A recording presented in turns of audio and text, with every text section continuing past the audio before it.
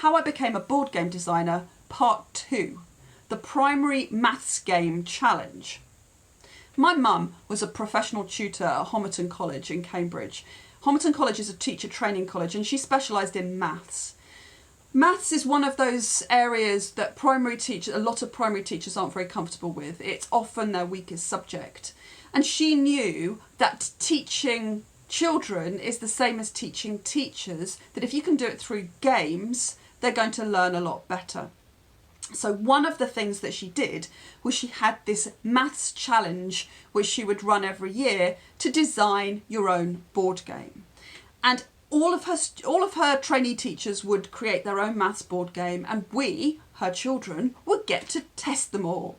So I remember each year either all of the games would come home, they'd either all come home at once in the boot of the car, or they'd come home in dribs and drabs, or we would be taken off into college to try them out there.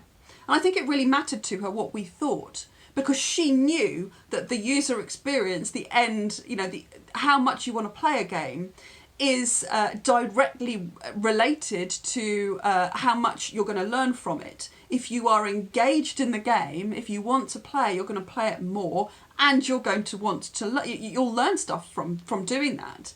So I was exposed to these games which were in prototype form from people that hadn't really designed before, all sorts of stuff, things on the back of cardboard, cereal boxes, things that were really quite shoddy, things that were sort of, and then some people had kind of created things out of yogurt pots and stuff. So we had all these real kind of homemade prototype games. And actually, it's not that often that most people see that kind of thing, but I was exposed to that at a very young, impressionable stage.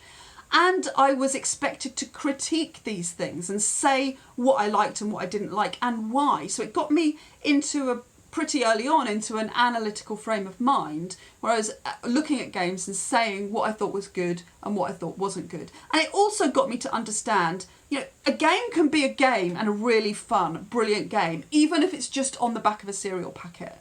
The graphic design and the art, they help. They help the user experience, but actually the crux of the game design itself, is nothing to do with those, external factors. It's to do with, is this an interesting thing? Is it something I want to play? And so I got, exposed to game design quite early on.